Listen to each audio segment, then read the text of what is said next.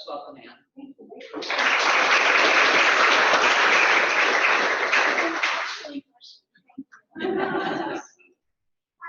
everybody. This is my favorite way to spend an afternoon. Some people are into scrapbooking.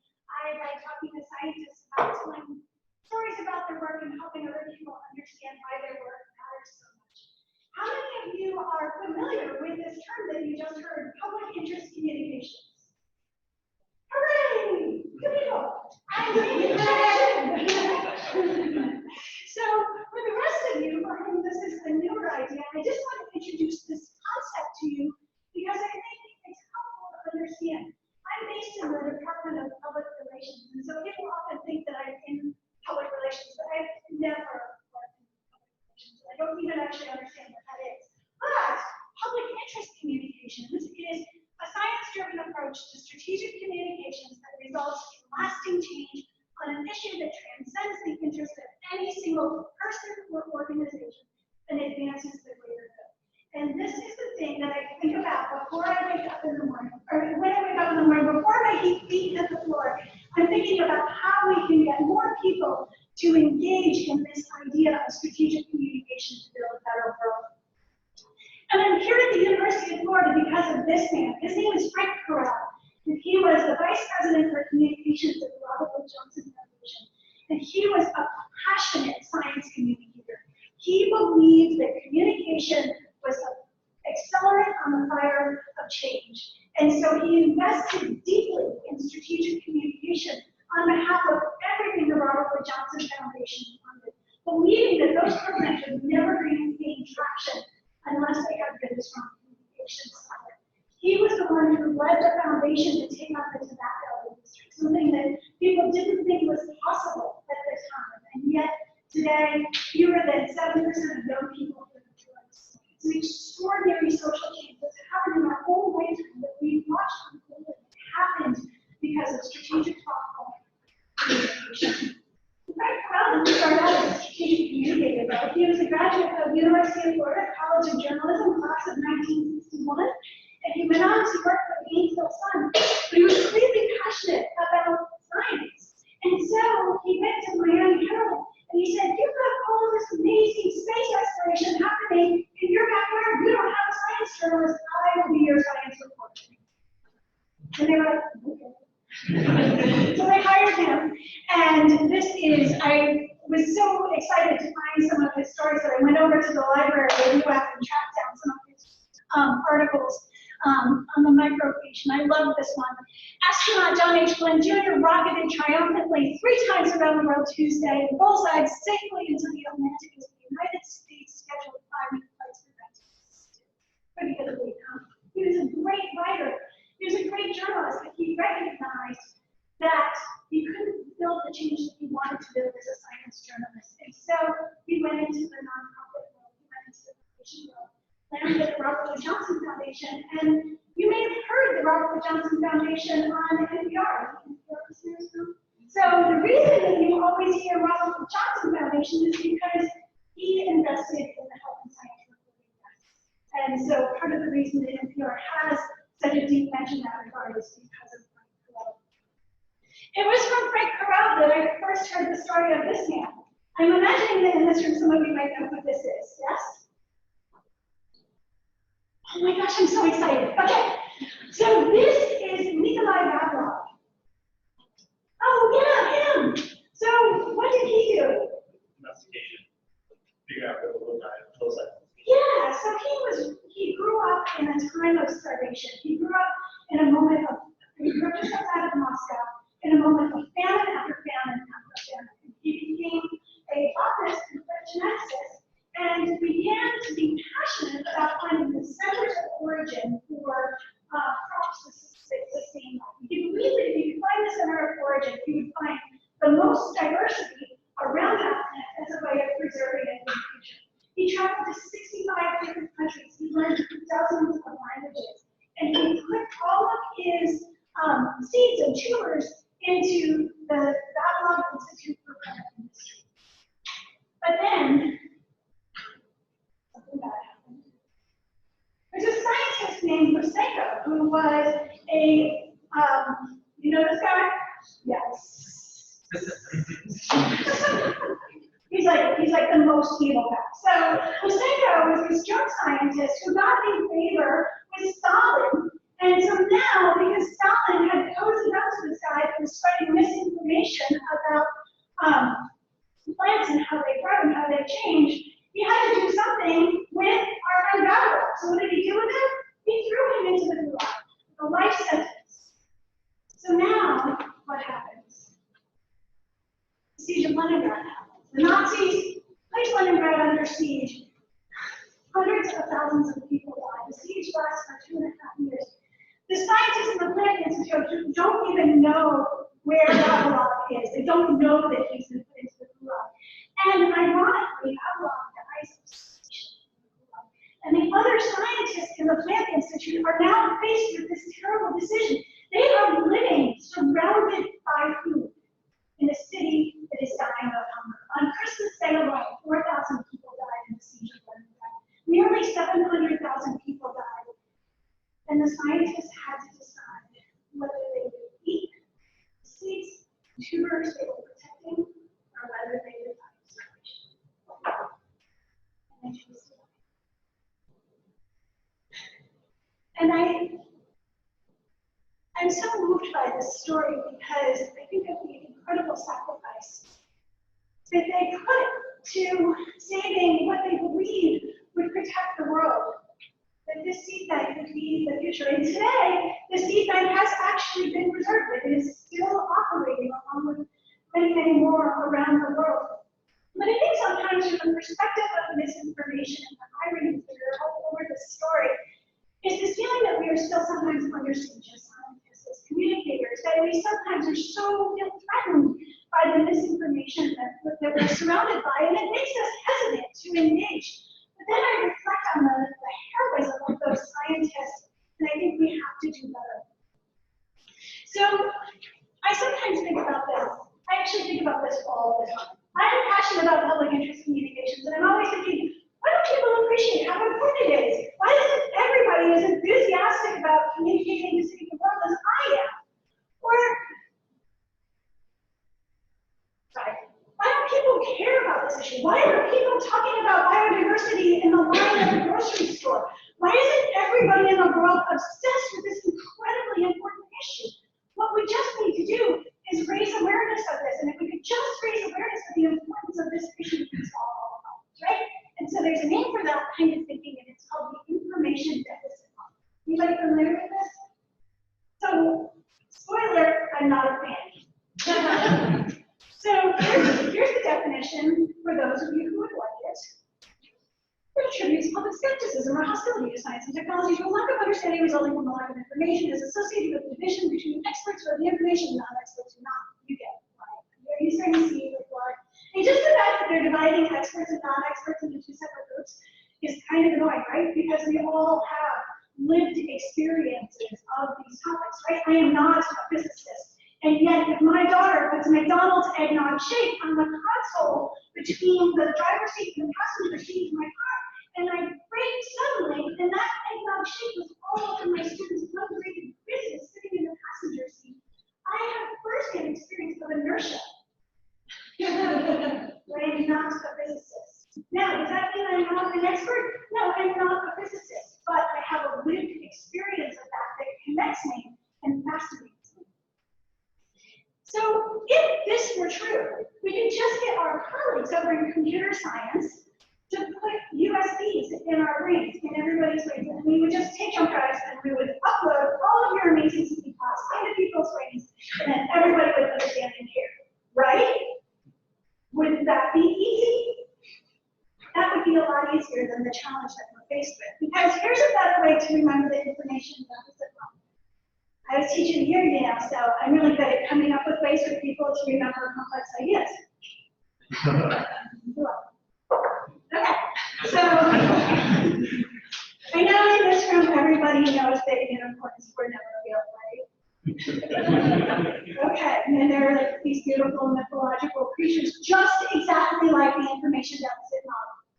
Never real, never what we wished it was. We have to stop raising awareness. And this is a topic much that I wrote this 10,000 word screed that I really wanted to call, for the love of God, can't we all please just agree to stop raising awareness already? And Stanford Social Innovation Review posted. So if you're interested in reading my screed, you can find it on the website. Because the reality is, if you want people to act, if you want people to engage in your work, you have to make them care, and you have to show them what to do. That's harder. The USB port idea was a really good one. This is the hard one. But I have some principles that I'm going to share with you that are going to help you. I used what I'm going to teach you in a few minutes with this friend and scholar, Lisa Scott. You're going to meet Lisa Scott, I think, Thursday. She's one of my heroes. Lisa Scott is on the psychology faculty here at the University of Florida. And she had done a lot of work with the news media and found that she was kind of misquoted or her work got misrepresented, and she was not interested in being a communicator. But to her credit, she signed up for one of our workshops, and she said, you know what, I think I want to have another child. I think I really want people to understand the work that I'm doing. Her work is really important and fascinating. She does research with infants to look at their brain activity as they are engaging in stories. And she was really interested in discovering which kinds of stories were most engaging to young developing brains and which caused their biggest brain activity. And so she had done this research. She had some fascinating findings which she was ready to share. So she knew that if she published it in academic journals, like 6 people, including a media family, would read it, and that it might take a long time before somebody was developing an early childhood curriculum and came across it and included it in their curriculum. And she also knew that it was pretty unlikely that the people who most needed to hear about her research, parents, were ever going to find it. So she decided to write an article for The Conversation. The Conversation is a platform for scholars to write about the news. I see lots of head nodding. What's awesome about The Conversation is that it has a Creative Commons license. So content that goes on The Conversation can get reprinted by publications all over the world. Her article was picked up all over the place. She got 600,000 reads, but most important to Lisa, she ended up in Parents Magazine, which was exactly where she needed to be to connect with the people who would benefit most from her research. And if you want to know the kinds of books that you should read to children under the age of 3, the characters need to have names. That's what causes the greatest problem. Isn't that cool? Thank you, Lisa. You're going to love her. She's fantastic. Okay, so what did I do? What did we do? I gave her 6 imperatives that I'm going to give to you today. These imperatives are super, super stretchy. First, I want to say that every single one of them is backed up by research. In the Center for Public Interest Communications, all of our recommendations are checked across a range of academic disciplines. So it's not until we see a theme appearing in multiple disciplines that do we develop that meaning into a imperative. I also want to say that these 6 imperatives are the building blocks for all your forms of communications. You can use them for your next conference talk. You can use them for your next grant proposal. You can use them for your articles. You can use them if you're being interviewed by the media. They are infinitely stretchy. I have also successfully used the 6 imperatives to get family members to empty out the dishwasher. So, even if you don't apply what I'm telling you to your work, you will still get value at the end of today. All right, so the first one is to bring value to your community by entering your work. In my world of communications, I often hear conversations like, we've got to get this message out. We've got to get the word out about our new study or our new project. You're smiling, you're nodding, you have this experience, right? But I want you to think about it differently.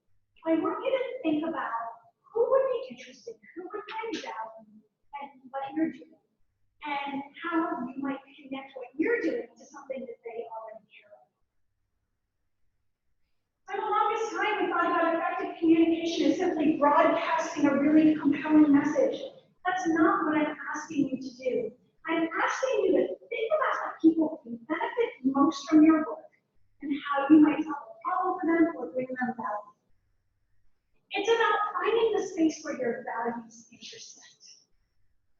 So I have an example of this that has nothing whatsoever to do with science, but it does come from Brazil. Is there anybody here from familiar with Brazil? Yeah, just a little bit. Okay, so they play this game there.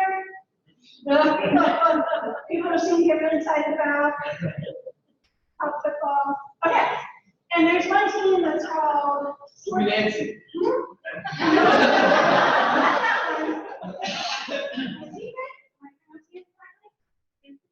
Okay, so what my students who are from Brazil have told me is that for a very long time there was a cultural aversion to being an organ donor for anybody other than the family. Is this somewhat accurate? Okay. And so the organ donor rate, the organ wait list was very, very long. So this football club took it upon themselves to solve that challenge. And I want you to watch this and think about who the target community is for this campaign and the value that was brought to them. Okay? Everybody knows what the homework is? It's due in 3 minutes. Are you ready? Okay.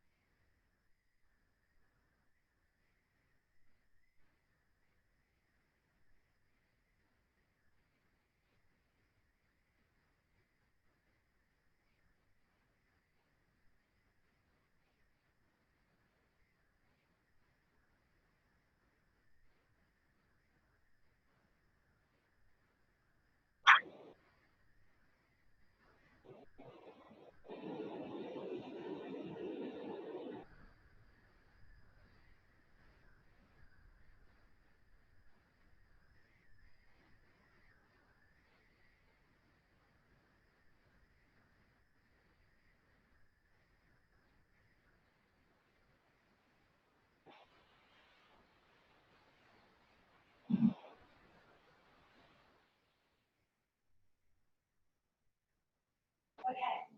Why do I love this? How do you not love it, right? So there's a bunch about this that we can learn from this campaign. One of the things that's really interesting to me about this campaign is that their target community for this effort could have been everybody in Brazil. I'm not a doctor and I have not been to Brazil, but I'm pretty sure that everybody in Brazil has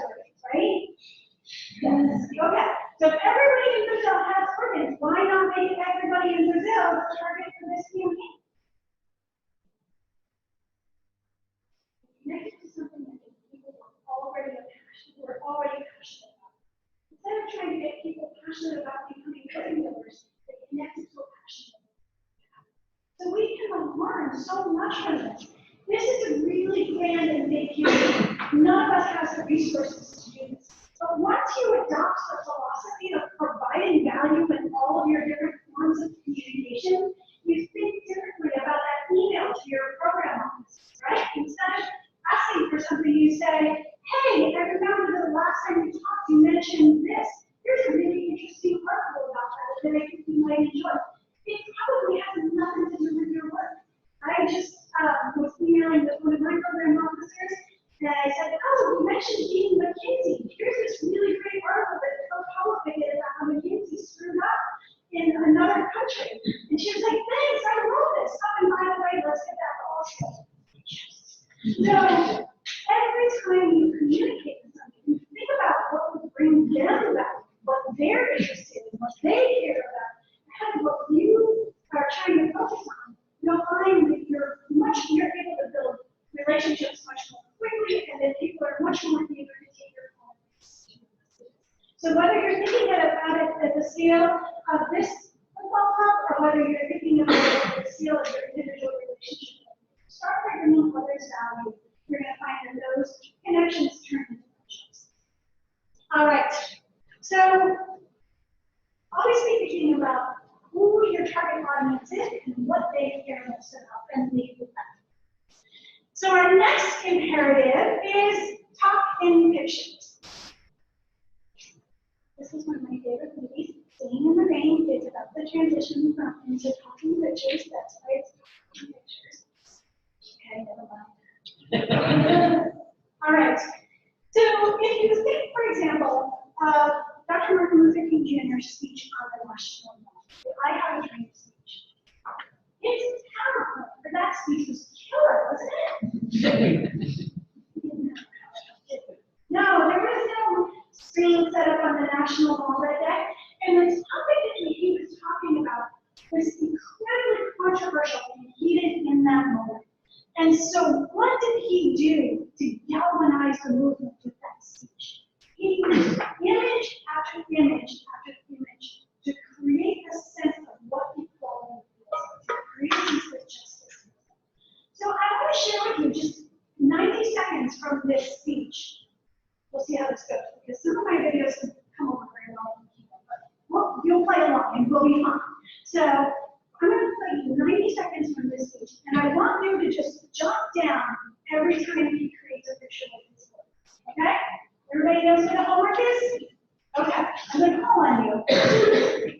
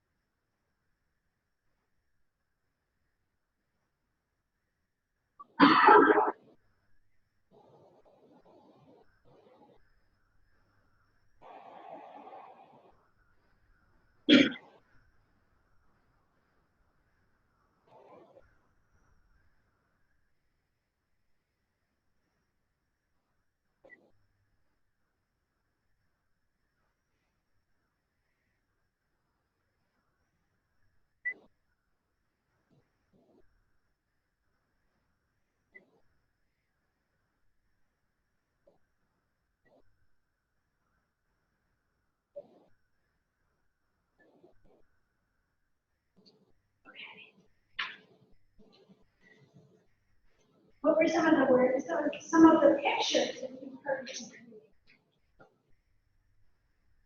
The sons and daughters of slaves and slave owners sitting down together to take work out of it.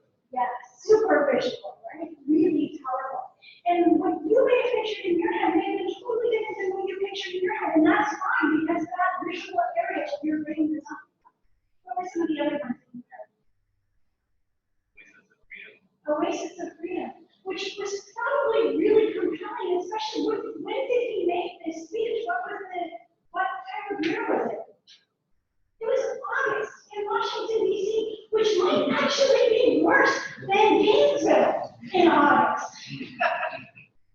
It was hot, and they talked about sweltering in the heat of oppression. I love that. And they were actually also sweltering. So they was able to transfer what they were feeling physiologically to what internally they're feeling into a metaphor. I love this example because this device is available to all of us. We all have the ability to create pictures with our words, and when we do, we occupy more of our listeners' brains and they are more likely to remember what we said. Stephen Pinker, who's a cognitive scientist, says, we're primates with a third of our brains dedicated to vision and large swaths devoted to touch, hearing, motion, and space. For us to go from I think I understand to I understand, we need to see the sights and feel the motions. Readers understand and remember material far better when it is expressed in concrete language that allows us to form visual images. So what's important about this is that this works in your grant proposals. This works in your presentations. This works in your academic papers. And you've trained your entire careers to be able to communicate and think abstractly. So now I'm asking you to reverse engineer that for the sake of those who want to understand this. I love this example. I'm a big fan of Science Friday. Anybody else enjoy Science Friday? Yeah, it's awesome. So I love Science Friday because it's like a master class every week for how we can be better communicators as scientists. And I love this. This came from a geologist who studies lava, which is like, what's fluid and that, except what you do. The lava's viscosity can also inform researchers about the type of volcano and its shape. For instance, if the lava is like runny honey, it might gush from a shield volcano. It also talks about the rocky humid lava. He never actually names the types of lava that he's talking about. He is simply comparing them to something that everybody is familiar with. We create this image of in our brains. We will never be experts in the specific forms of lava. We will never share his expertise as a geologist. But by comparing these different kinds of lava to liquids that we are all familiar with, we are better able to understand exactly what it is.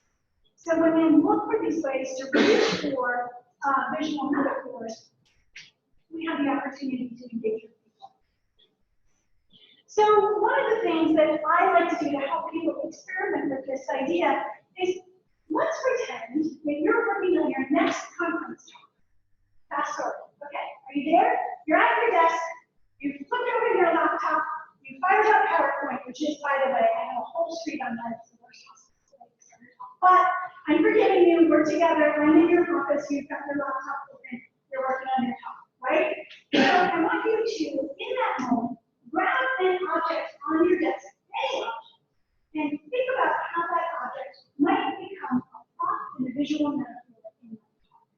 Challenge yourself to bring extra dimension into your talk as a way of helping people engage with your idea. And you know what's a little bit, it'll also be way more fun for you, I promise. All right, here's the next one. Invoke emotion with strategy and intention. I'm in the College of Journalism, and so I'm constantly hearing, we've got to tell stories that pull on people's heartstrings, which is kind of a phrase that actually nauseates me. Because I'm like, a lot of times in the nonprofit world that I come from, the foundation world that I come from, when people talk about emotion, they're kind of talking about this. Oh, that didn't turn out right. Okay, well that was going to be a clip of that Sarah McLachlan commercial with the suffering puppies that we all love. You guys love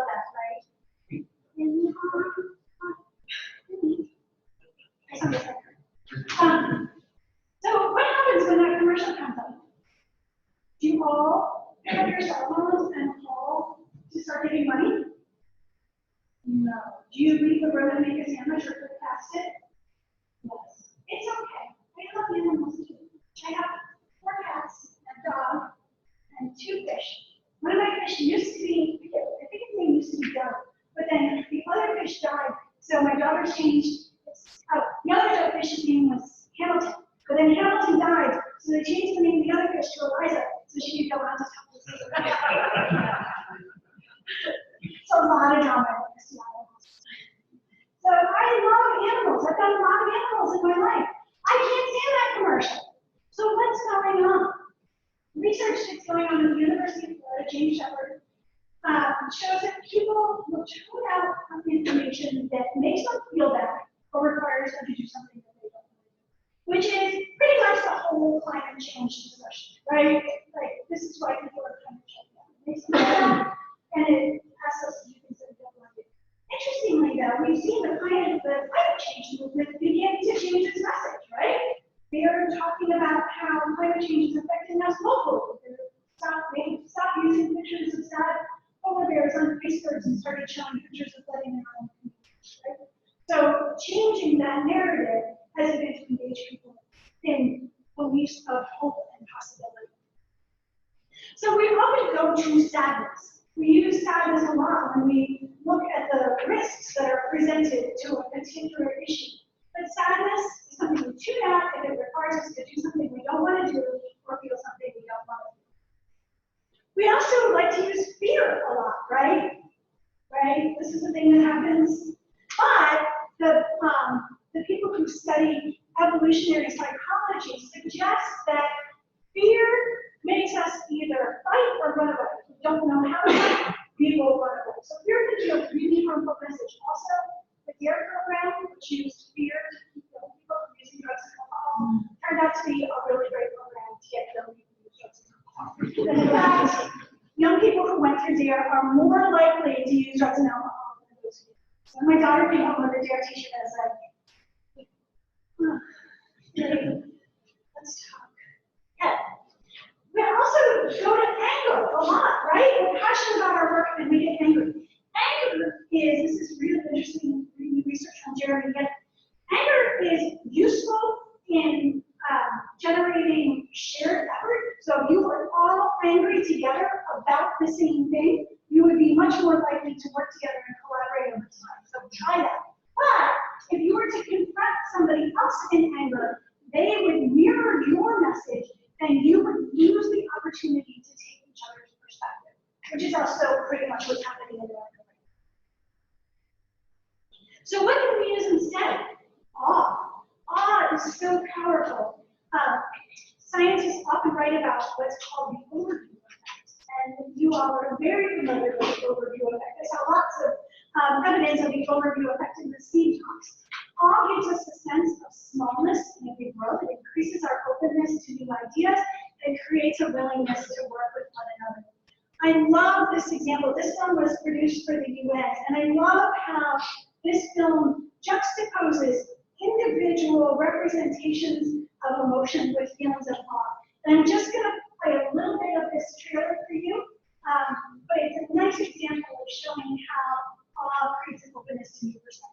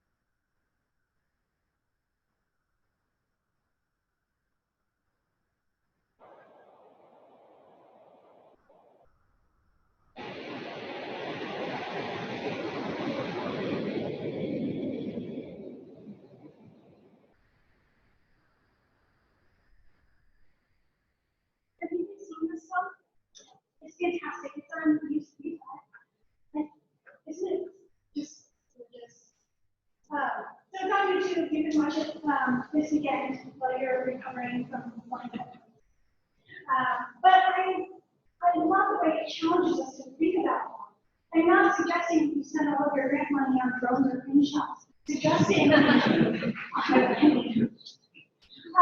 suggesting that you look for ways to help others feel awe about your work. Share with them the mystery and curiosity that's part of your everyday life, what led you down this path in the first place. Let others feel what you feel, that desire, that passion of just starting out on the path. Invite them in as a way of connecting and helping them understand how you work.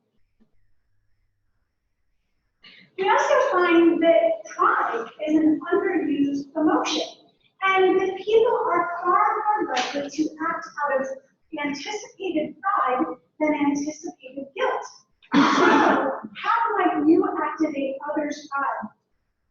I thought this study about that Melanie Rudd did, where she divided college students into two groups. Sent one group out to make the planet a better place. Sent the other group out to increase the amount of recycling that was done by down in their family in the next 20 years. She brought them all back together, and guess what? One group was far more likely to do it all again. One group was far more satisfied. Which group was it? The one that had experienced pride for having actually created more recycling. Not another recycling. Sorry, that's a good. The other point, right? Pride. All right. So instead of making people feel guilty about what's wrong in the world, make people feel proud to be part of what's going well. For example, the work that you're doing together here is something which you should be incredibly proud of. The ways in which you're working together. Those are really wonderful stories to share with others. And also, humor is hugely, hugely underutilized. Humor is really useful if you're trying to make something seem small. You can't punch down. You can't make fun of people or individuals with less power. But it's really useful if you're trying to make something that seems big and scary and uncertain and unknown, much smaller, much more manageable. This video, when you have a moment to Google it, the prostate check, as in checklist of documents, the check man who walks around with a rubber glove, offering to check people's prostates because he's the prostate check. So I know it's brilliant. And why is it so brilliant? Because he's making the fear of a prostate exam small by making fun. So really super useful. If you're looking for a distraction, or if you're working on a research paper and you have a deadline, definitely don't Google 27 unique emotions. Because what you'll get is this heat map in which every dot links you to a video, and you can see how 3,000 people responded to each video. And through this massive research project, they were able to identify 27 unique emotions. So I'm telling you this because we have this rich palette of emotion available to us as communicators. We can inspire others, get people to feel joy and awe and pride, and all of these other emotions that people are wanting to feel, rather than negative or unpleasant emotions like fear and sadness that people turn away from. So, how are you using emotion intentionally to get people together? All right. I realize I'm in a room of scientists, and calls to action aren't necessarily your bag. However, calls to action are what help us build relationships with each other. So, a call to action belongs in your emails. A call to action belongs in your correspondence and in your grant proposals. And they need to be super actionable. We see, in the work that we do, we see a lot of calls to action that look like this. For more information. For more information. Nobody on the planet wants more information. We're good. We're good, right? Like nobody wants this. And yet we see this call to action constantly. We also see this one a lot, sign repetition, which like doesn't really give me so then what makes a good call to action? One thing that we see happen a lot is that organizations, individuals say, make their goals and calls to action the same. But if I wanted to end segregation, and my goal was ending segregation, and I made end segregation my call to action, who in this room actually knows how to do that? None of us knows how to do that. We all might desperately want to. We all feel the urgency of that. But unless I know exactly what to do, I'm not going to be able to take action. So you can't use goals and calls to action interchangeably. People need to see how their action works to solve the problem. I love this quote from Mother Teresa. If I look at the mask, I will never act. If I look at the one, I will. So scientists are preservationists working in land preservation stopped talking about preserving as much of the country as possible for nature, and instead started focusing on individual packages of land and why those individual packages of land are so important. So this is one that's going to be really, really useful to you in your work because you can have such a narrow focus. So people need to know how to do the thing that you're asking them to do. So if you're asking me to protect a particular species, I don't know how to do that. I want to, but from my own, caliber, tell me some things that I could do that would actually make a difference. I love this example from the city of Denver. The city of Denver had been trying to get people to conserve water for decades. This image is from the 1920s. Water is Denver's greatest natural asset. Please don't waste it. Well, not wasting water is sort of confusing, right? Like, what does it mean to not waste water? Can I water my garden or no? Is that a 5-minute shower or a 10-minute shower? How do I know? So they launched a new campaign to get people to think differently about their water use. And this is what that campaign looked like.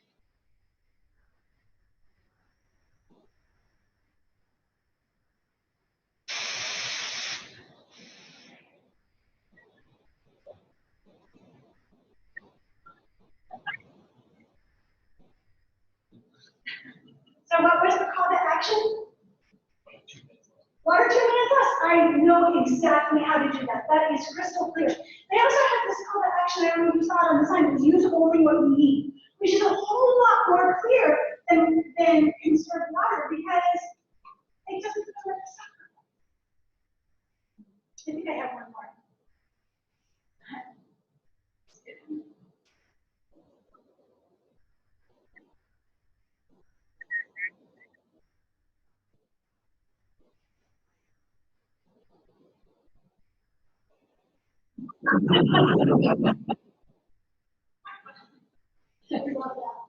So this campaign was so successful that they were able to reduce water consumption in the city of Denver by 30% years ahead of them.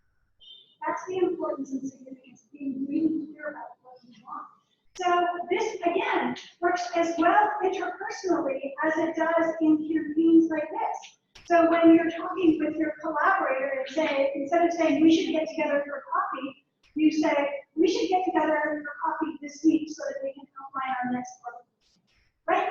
Super big difference in the level of clarity and expectation. Now you know exactly how much time to allow for that conversation, and you're a whole lot more likely to move that relationship.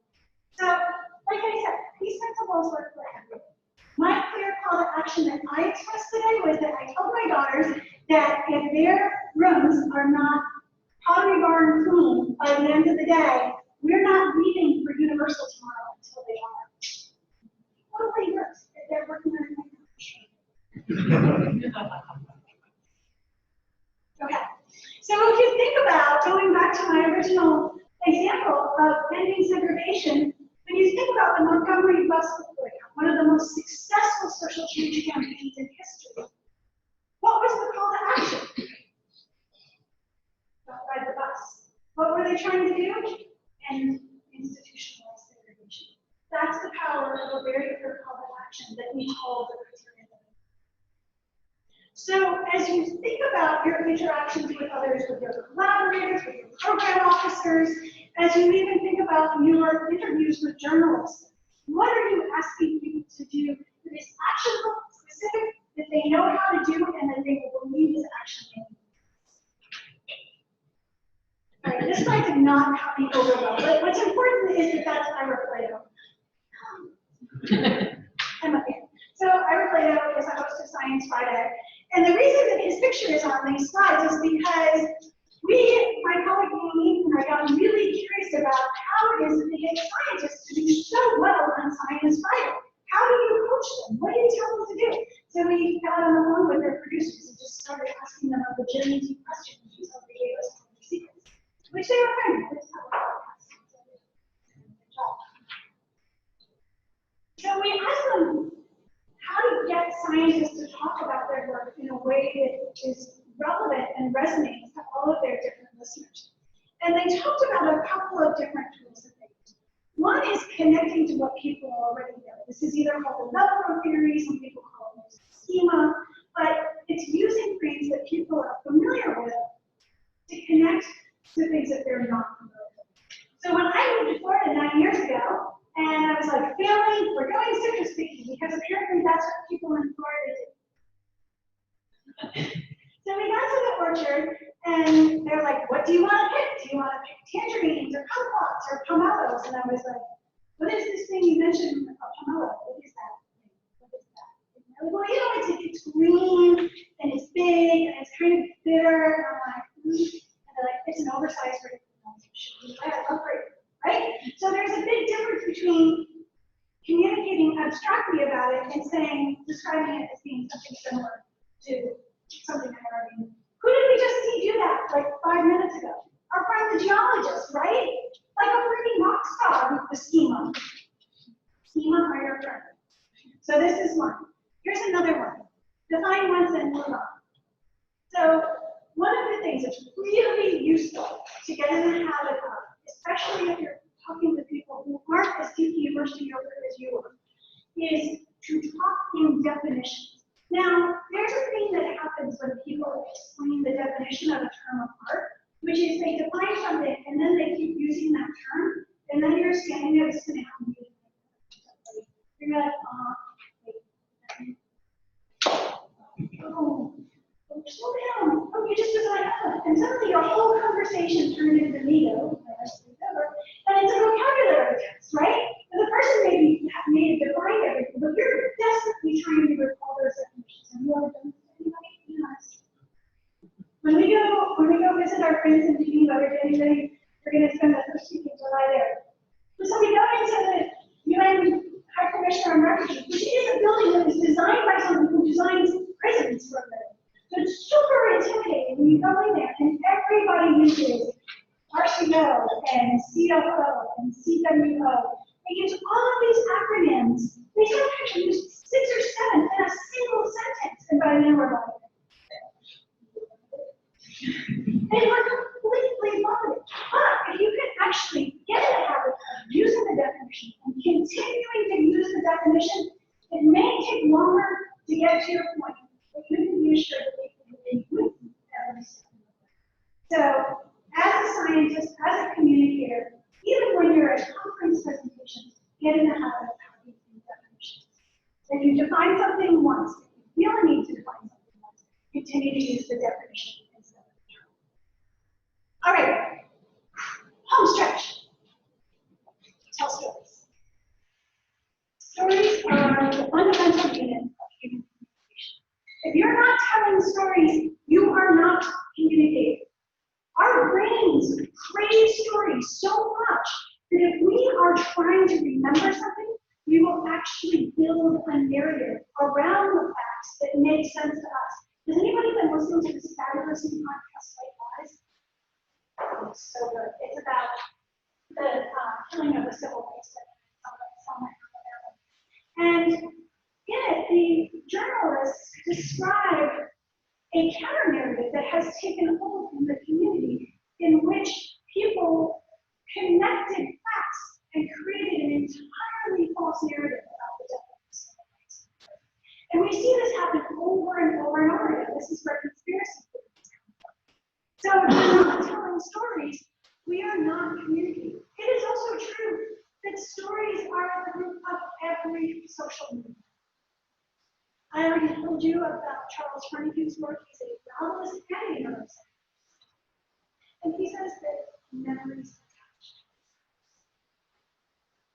So this happens a lot, though. We see people using story as a proxy for everything. So if you have a message, you're getting ready to go into your conference presentation, you're getting ready to interview a journalist, they're like, what's my story? No, unless you're actually telling a story or sharing a message. Or a vignette. They have their place, but they're not stories. You only get the cognitive benefit from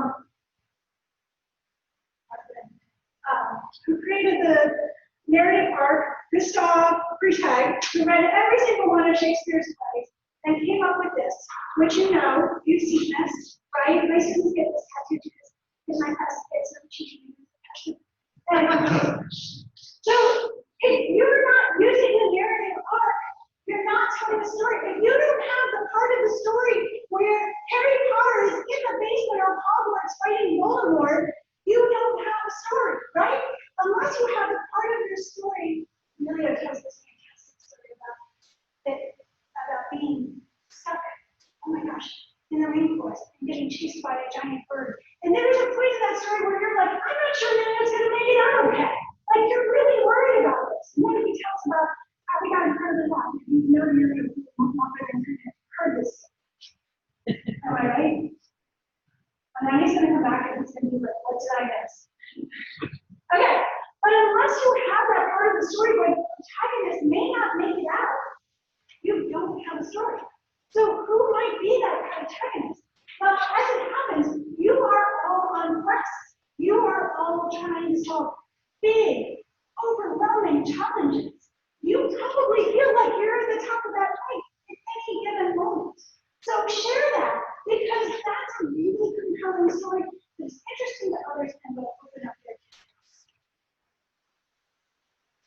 It's also true that great stories include, I may have just to chase by a giant. Yes, it's true.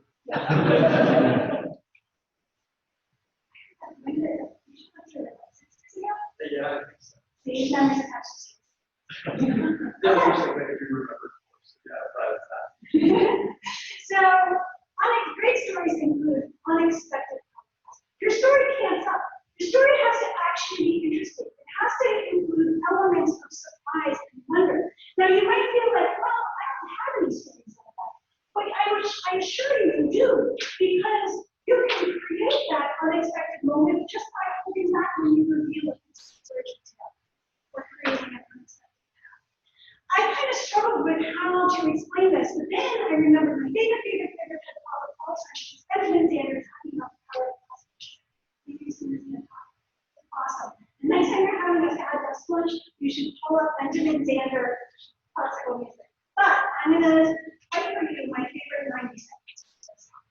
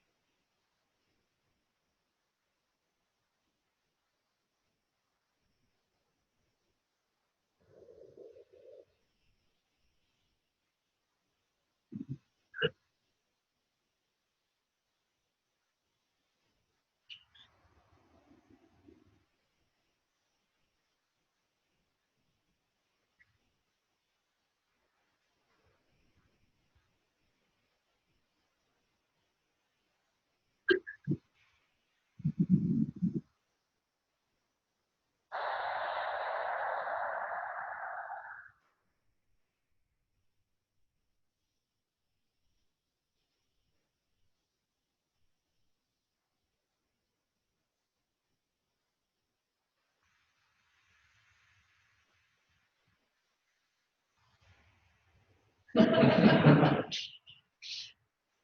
can see why I love this house. So find your deceptive cadences in the stories that you tell.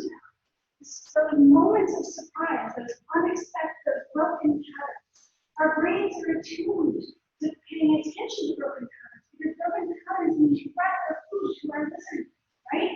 So make your stories more interesting by using elements.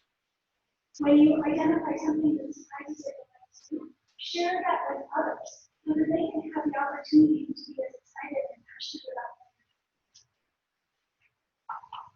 So, are your stories actually stories? Are you using their full and empty spaces? I didn't talk about full and empty spaces. I only have 30 seconds left, but I'd be happy to talk to you about it.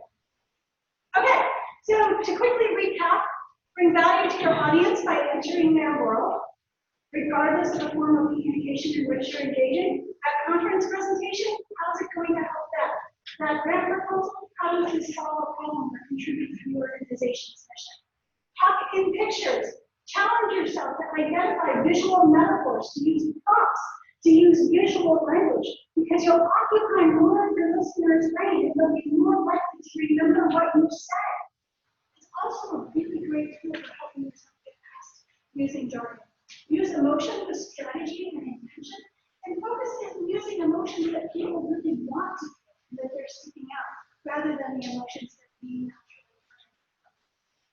Make your calls to action actionable. If you're going to use a call to action, if you're communicating in a context where it's appropriate to use one, make sure that it is something that people know how to do, it's something that they believe will make a difference.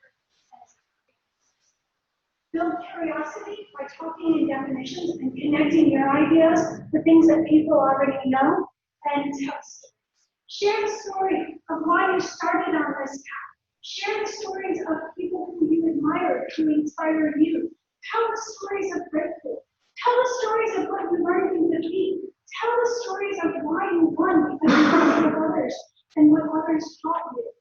Tell the stories of how the world will be different after you succeed. Tell all of those stories to get people to care and engage and focus on why what they're doing matters so much. I'm going to skip past David Pollock's series, which is a pretty great story, and you would love it, and go on to our friend Nikolai Gogol. And think about the sacrifice and the willingness that those scientists went to their faith with, and how we stand on their shoulders. We have to get others to engage in their work, and the knowledge that you create is just like those seeds that they sacrifice so much to protect. So how can you protect this? By sharing it. A tumor cannot live in a drawer, right? It has to be planted over and over and over again. It nourished, just like the knowledge, just like the book. So if you're interested in learning more about this, I would love to talk to you. My colleague Annie and I write a ton of things together. We wrote up these principles for Stanford in the Science of What Makes People Care. Self-raising awareness is also in Stanford. If you're interested in learning how to tell really great stories that don't suck, we pulled together all of the research. We talked to 40 different scholars of narrative about what makes one story more compelling, more inspiring, and more memorable than another. And we pulled it all together on the science of story building. We also wrote how to tell stories about complex, and wrote how to tell stories about complex issues. I love this book, New Power, by Jeremy Hyman's and Henry Timms. It is the best book on communication I've read in 10 years. It is extraordinary and changed. Also, if you're thinking about how to focus your efforts as it relates to communication, Annie and I wrote the back of the envelope guide to strategy. It's a 4-question framework that will help you figure out what to do. Also, if you're learning about stories, like we are, free-range thinking and newsletter with communication. I also love my Thinkings by Margaret Fuller, this gorgeous newsletter. So every Sunday morning, literature, science. So, I broke an arm. I'm sorry. I will give you your 4 minutes back. Thank you so much, everybody. I'm so excited about your work.